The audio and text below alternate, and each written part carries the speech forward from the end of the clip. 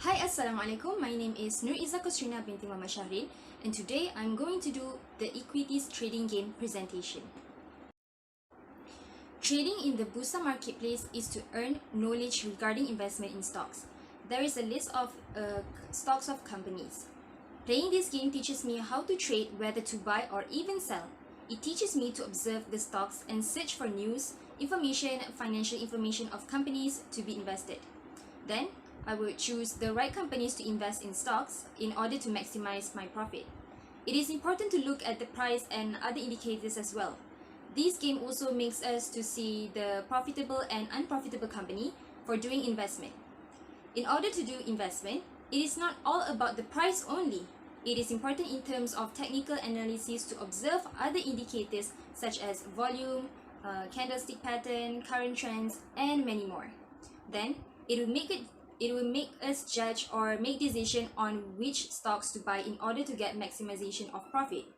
It is also important to know whether the companies are in loss or profit. In short, playing this game is important as we would apply what we learn in theory and apply it to real life to see whether it works exactly like the theory or it is slightly different. The capital or cash given at the beginning of the trading is 1 million ringgit. Using the cash given, I have invested some of the money on several stocks in Bursa marketplace. At the end of the competition, I had occur loss as the total cash left is 994,544 ringgit. At the end with a ranking of 79. The trading loss is 5,456 ringgit. Throughout the game, in the beginning of the competition, the cash that I have successfully exceed the 1 million ringgit. However, at the end of the competition, I started to invest in a stock named FNN and suffer losses as the price is quite expensive and the company suffered loss at that time. Therefore, my cash that were left at the end of the competition is below the capital as I did not succeed to close out the stocks that I have which contribute to the loss.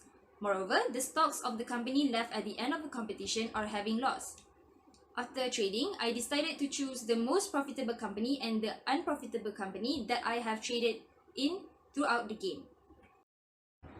Now, out of all profitable company, I choose Petronas Dagangan Berhad as the most profitable one.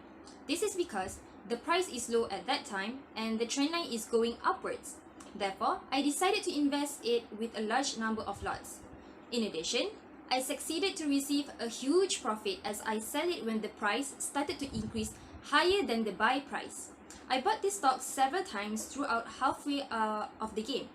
This is one of the stocks that gives a reason for me to get a quite high ranking for some time in the competition. Next, throughout the game, the most unprofitable company is Fraser and Neef Holdings Berhad, FNN. I have invested in this stock twice. The first one is a success and I managed to get profit and I invested at the beginning of the competition. However, the second time I invested in this stock was a failure as I invest a lot in it and it was at the end of the game.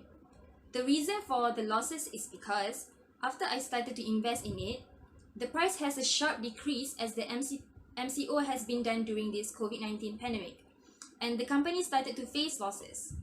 After waiting for some quite of time, I see that the price has an increase and decrease but it never reached the buy price. Therefore, I decided to sell it little by little at the end of the game but did not succeed to sell all of the lots as the competition has ended. Now, let's move on to the fundamental analysis. I looked at the company background, financial information, and current news to know what is going on. Okay, for the profitable company, Petronas Dagangan Berhad, it is the most profitable company that I have invested into throughout the trading. To tell you a bit about this company, it is a Malaysian-based retailer of oil and gas products. It also engages in the domestic marketing of petroleum products. It is in the consumer products and services sector. The products offered are lubricant, kerosene, diesel, fuel, oil, cooking gas, and others. In addition, it has 1,727 companies in Petronas Dagangan Berhad, corporate family, and is well known in Malaysia. Most importantly, the stocks offered is Sharia compliant.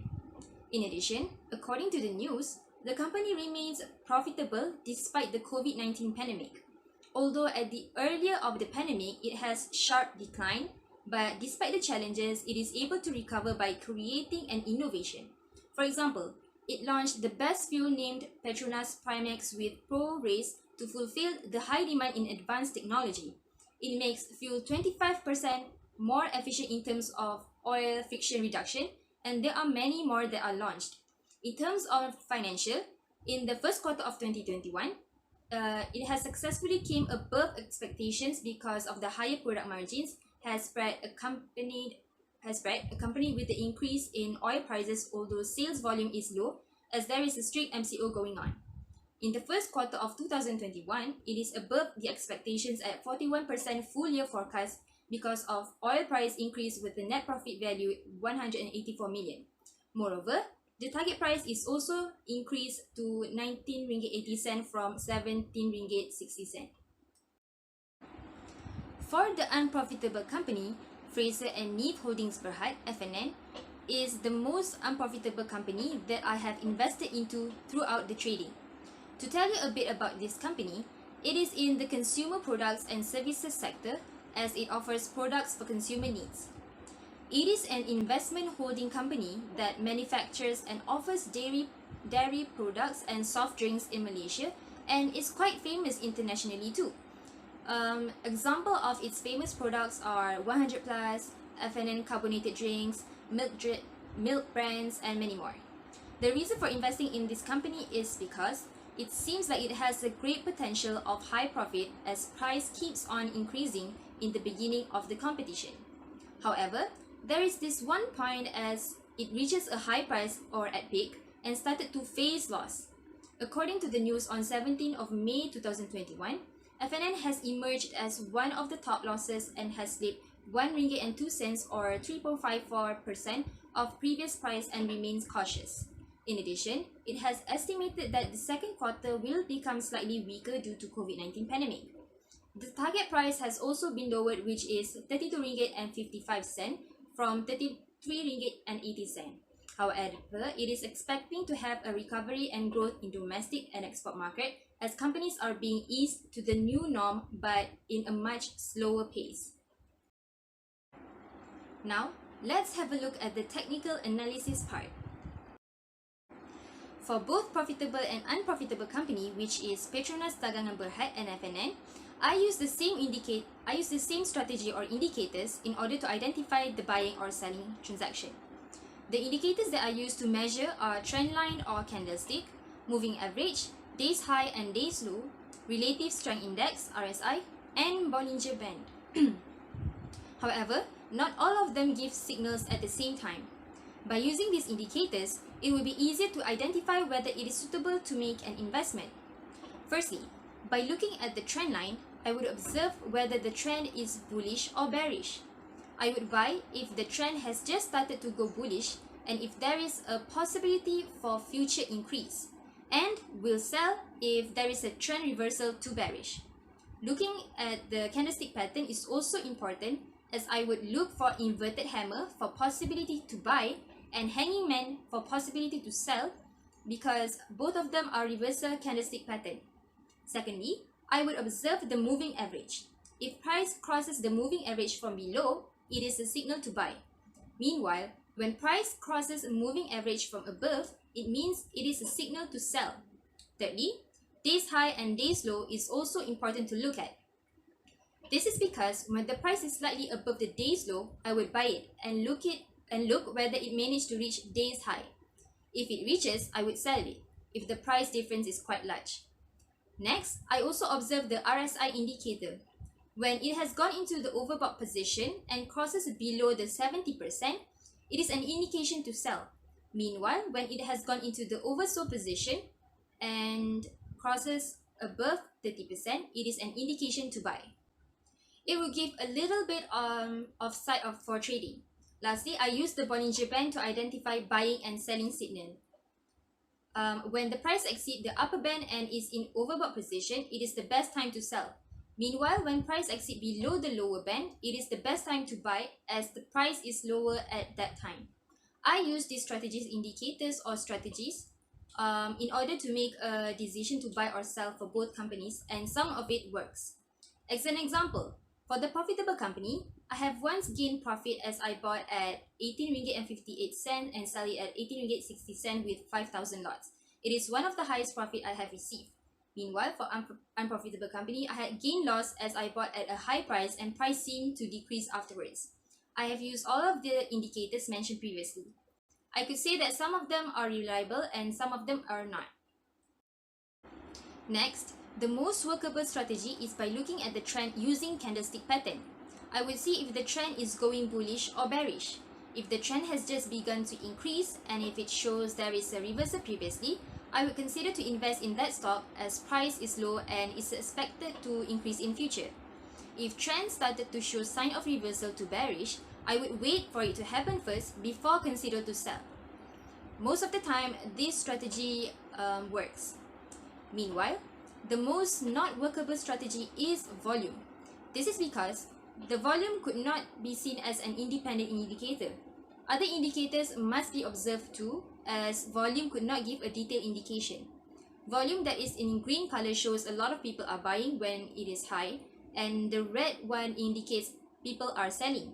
By looking just at the volume, we could not expect what is going to be happening in the future, whether price is going to increase or decrease. It could change based on the trader's trading transaction on that particular day. The only thing we can do is to know whether is there a lot of people are buying or selling on that day, or only few people are buying and selling. We will not know what to expect for tomorrow. In conclusion, as Malaysia is still currently facing the COVID-19 pandemic, a lot of companies and traders are having a hard time. Some companies face huge losses and some companies might still make profit. It depends on their company sector and industry. For example, companies that are in an industry that hit hard during COVID-19 such as tourism industry would face loss as people are not allowed to travel, and this would affect their stock price too. Other than that, companies that are producing equipment or anything that is medical related would still make profit as people and hospitals are in need of all these things to treat people. The performance of these companies also affects their stock price, as it is possible for investors to pull back their investment if they have lack of trust that the company would make profit in the future. In addition, COVID-19 has affected both Petronas Dagang and FNN, as both companies' stock price has their up and downs, and as they still try to strengthen and recover. Therefore, for tradings, I would suggest for people to search for companies that are in high demand during COVID-19, such as medical-related companies and others. Indicators also play an important role, so people should observe these indicators to know what to expect of the price trend in the future. It would use to make a decision whether to buy, sell, or hold. Last but not least, the most important thing is to buy at a low price, and when the price is in bullish trend and set at high and has a signal of reversal in order to cut loss. All of these suggestions are important as the goal is to maximize profit and minimize losses. That is all for me. Thank you.